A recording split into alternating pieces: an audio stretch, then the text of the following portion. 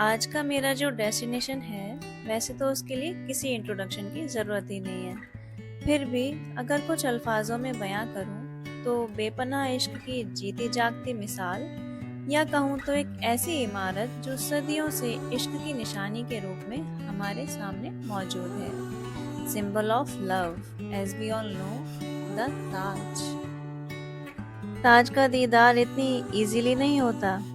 उसके लिए हमें क्रॉस करना होता है अराउंड 1 to 2 किलोमीटर्स का वॉकवे।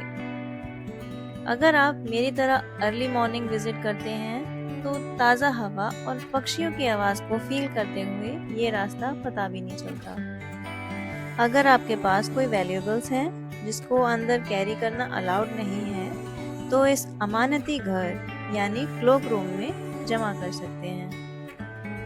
ताज एंट्री के दो गेट्स हैं, eastern gate and western gate. Both are same. You can choose according to the proximity from your place. अंदर है टिकट काउंटर। इन केस आपने ऑनलाइन टिकट नहीं लिया है, तो यहाँ से ऑफलाइन टिकट्स मिल जाते हैं। मैंने ऑनलाइन टिकट ले लिया था, जिससे टाइम भी सेव होता है। जैसे ही मैं अपने गैजेट्स के साथ आगे बढ़ती हूँ, सिक्योरिटी चेक पे मुझे रोक लिया जाता है, क्योंकि गिम्बल और माइक अंदर नहीं ले जा सकते थे। ऑब्वियसली ये मुझे पहले नहीं पता था। फिर मैंने अपने गैजेट्स को क्लोक रूम में जमा कर दिया।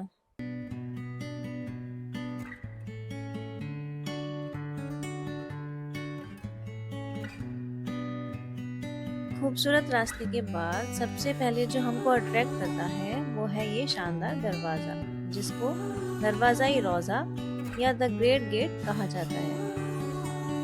कारीगरी का नायाब नमूना है ये दरवाज़ा। न सिर्फ इसकी नक्काशी या कुरान की आयतें इसको अहम बनाती हैं, बल्कि इसके ऊपर बनी 22 छोटी छोटी गुंबद अपने आप में इसके इतिहास का परिमाण देती हैं। ताजमहल को बनने में लगभग 22 साल लगे थे, और ये 22 गुंबद, आगे 11 और पीछे 11, इसका ही सिग्निफिकेंस बताते हैं। इस दरवाजे के आगे अगर 2 मिनट रुककर इसको निहारे बिना या 10-20 फोटोज यहाँ लिए बिना आप डायरेक्ट गेट क्रॉस करते हैं, तो this is just not fair. ऐसा कहा जाता है कि शाहजहां ने अपनी दो और बेगमों की यादगार के रूप में भी एक एक मस्जिद बनवाई थी, एक फतेहपुरी बेगम के नाम पे और दूसरी सरिंदी बेगम के नाम पे।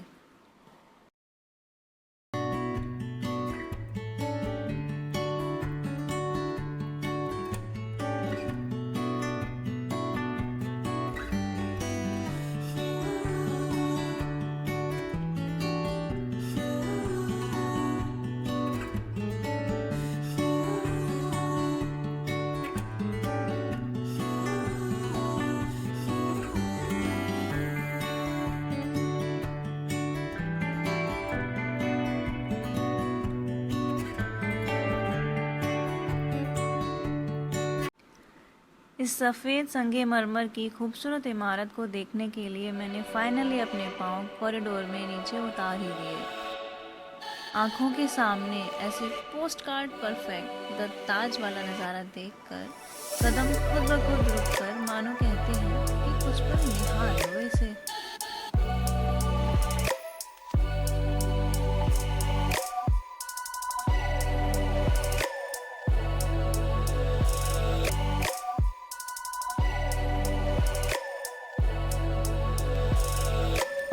यहाँ जगह जगह फोटो स्पॉट्स हैं, जहाँ पर बेंचेस बनी हैं, तो वहाँ बैठकर खूब सारे क्लिक्स करवाना तो बनता ही है।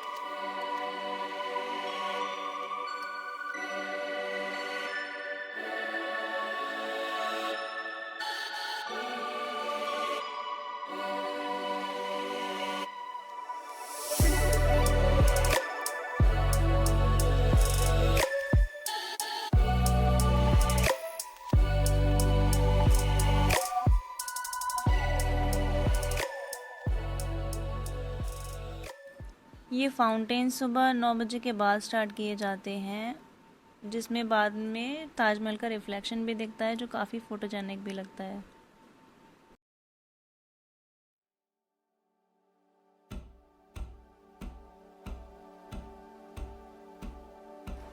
चारबाग के चारों ओर चहलकदमी करते हुए मेरा मन हुआ कि मौसोलियम को भी विज़िट किया जाए। मौसोलियम के लिए भी ऑनलाइन ऑफलाइन दोनों तरीके से टिकट्स मिल जाते हैं। मैंने मौसोलियम का अचानक प्लान किया तो अंदर यहाँ मस्जिद के नज़दीक से ही 200 रुपीज़ पर person tickets on the spot purchase कर लिए। मौसोलियम के अंदर विदाउट शू कवर एंट्री बिल्कुल अलाउड नहीं है। उसके लिए शू कवर आपको टिकट में ही इंक्लूडेड रहते हैं, अलग से शू कवर परचेज करने की कोई ज़रूरत नहीं है। शू कवर्स पहनने के बाद मेरा एक्साइटमेंट और बढ़ गया। वो भी क्यों ना, मैं इश्क की रूहानियत को जो महसूस करने जा रही थी।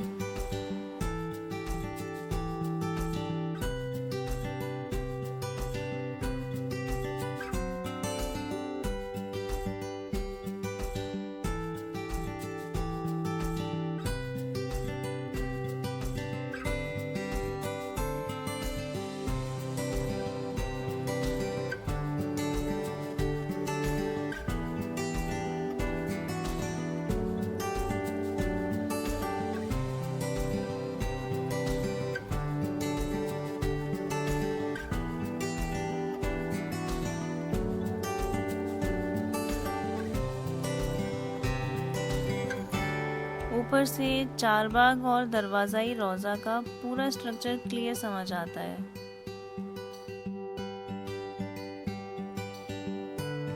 कमाल की आर्ट और नक्काशी, जिसमें कलर्स देने के लिए भी स्पेशल स्टोन्स और जेम्स को यूज़ किया गया है। कोई भी आर्टिफिशियल कलर यूज़ नहीं किया गया।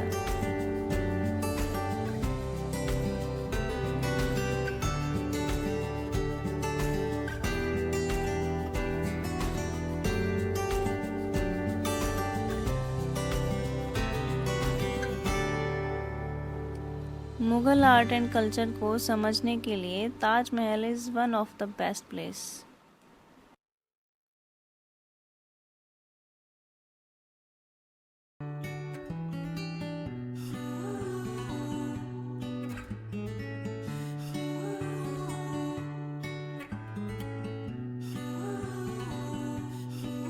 मौजोलियम के अंदर मुमताज़ बेगम और शाहजहां के गेट्स को साथ साथ देखकर एक गूज़बम्प्स वाली फील आती है, like they lived happily together forever and ever.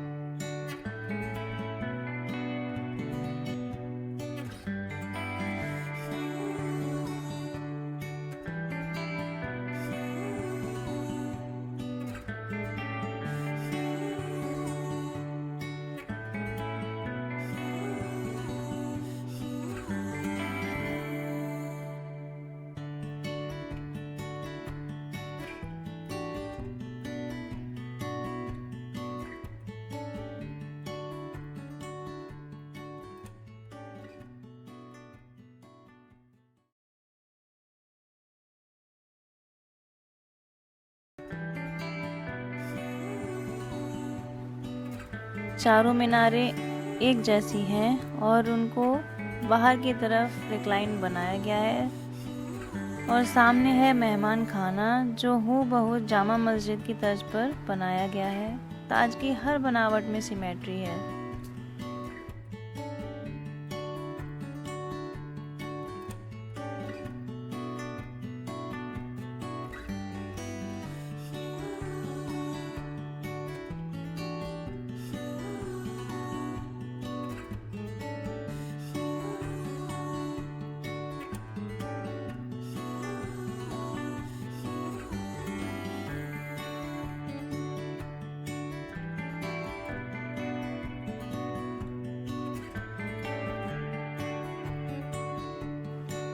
Yamuna के उस ओर है आगरा फोर्ट।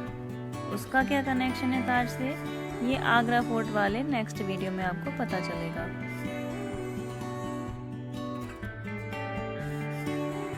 वहाँ सामने एक रेस्ड प्लेटफॉर्म दिखाई दे रहा है। शाहजहां का प्लान था कि वहाँ ब्लैक ताजमहल बनाया जाए, just like this white one. काम भी स्टार्ट हुआ, लेकिन औरंगज़ेब, जो कि शाहजहाँ का ही बेटा था, उसने अपने पिता को बंदी कराकर आगरा फोर्ट में कैद करवा दिया।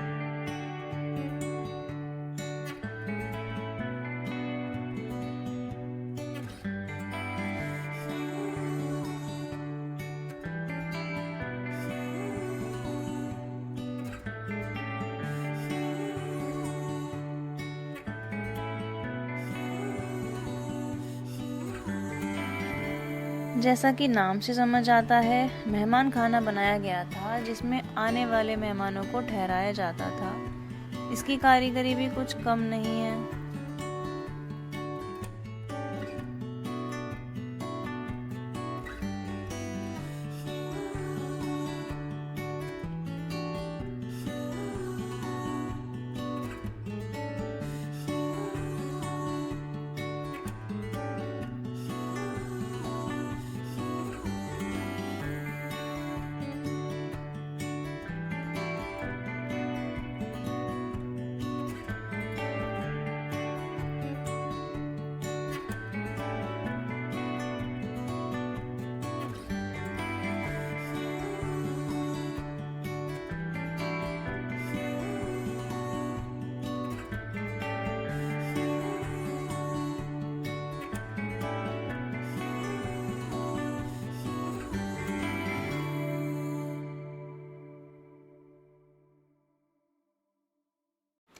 आइए इस पिलर को देखिए।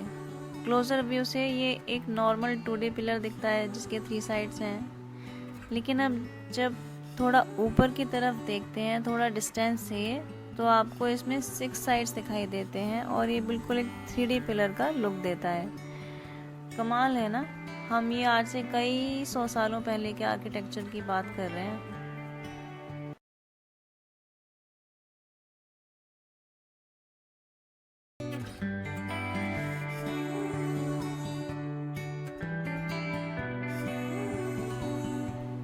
ताजमहल को अर्थक्वेक रेजिस्टेंट बनाने के लिए इसकी फाउंडेशन में एबोनी वुड के बड़े बड़े ब्लॉक्स लगाए गए थे, क्योंकि जब ये लकड़ी वाटर कांटेक्ट में आती है तो और भी स्ट्रॉन्ग हो जाती है। अब टाइम है थोड़ा बैठकर इसकी सुंदरता में खोकर अपनी थकान को दूर किया जाए। ऑन द टॉप ऑफ ताज ये जो मेटल स्ट्रक्चर है, इसको अभी ब्रास से रिप्लेस कर दिया गया है पोस्ट ब्रिटिश एरा। ओरिजिनली ये गोल्ड से बना था और इसकी हाइट अराउंड 30 to 35 फीट है। इसकी हाइट और शेप का एग्जैक्ट मेजर मेहमान खाना के पास फर्श पर ब्लैक स्टोन से बनाया हुआ है।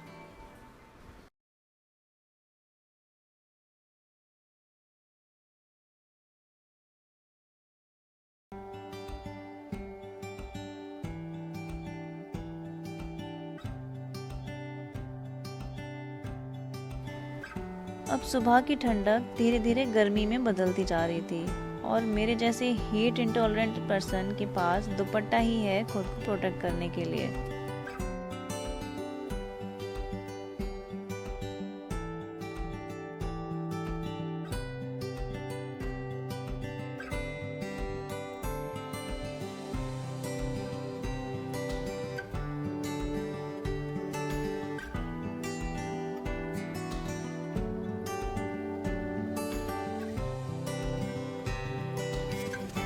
ये है आगरा की जामा मस्जिद।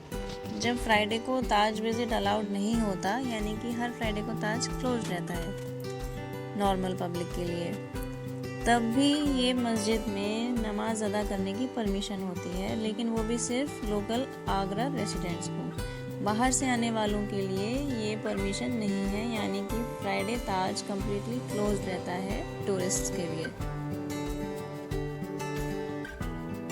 ये सामने जो स्ट्रक्चर है, यहाँ एक्चुअली मुमताज़ बेगम को टेम्पररीली दफनाया गया था उनकी डेथ के बाद, क्योंकि ताजमहल तब तक तो बना नहीं था। आफ्टर कॉम्प्लीशन ऑफ ताज, मुमताज़ बेगम की बॉडी को मेन मौसोलियम में शिफ्ट किया गया और फाइनली जब शाहजहाँ की भी डेथ हो गई तो उनको भी मुमताज़ बेगम के पास ही कब्र बनाकर दफनाया गया।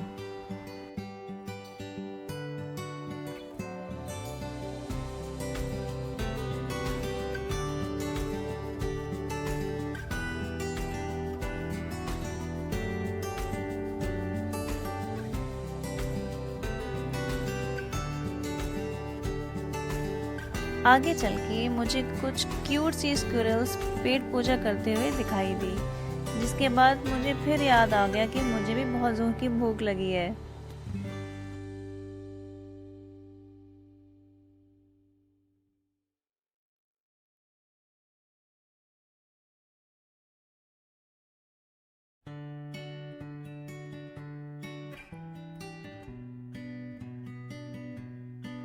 यहीं पास में है ताज म्यूज़ियम, जिसको मैंने मिस कर दिया because I was too early to visit this.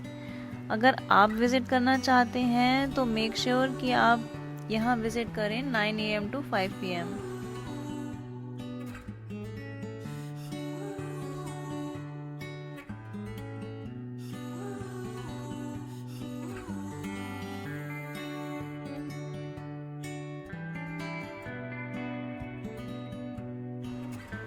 Taj Mahal complex के इनर कॉरिडोर में आपको इंडियन स्टेट्स की ग्लिम्सेस दिखेंगी।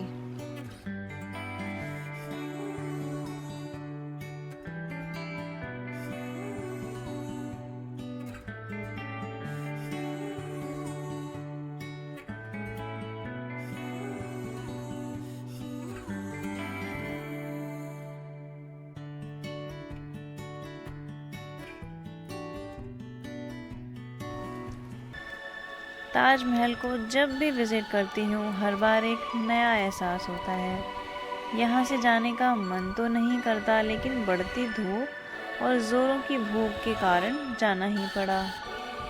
सी यू सून ताज।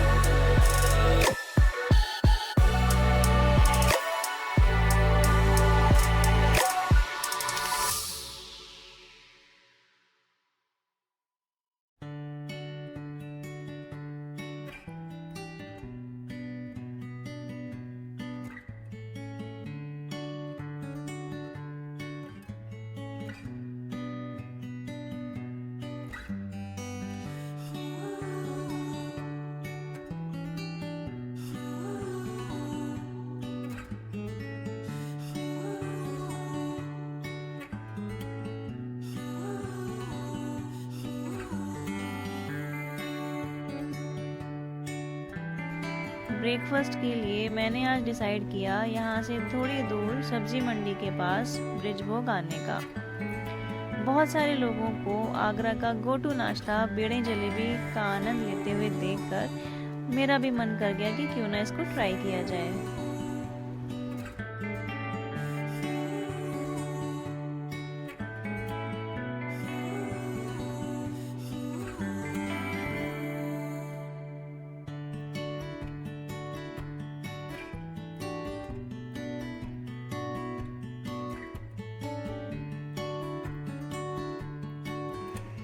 ये था मेरा ताजमहल का एक्सपीरियंस।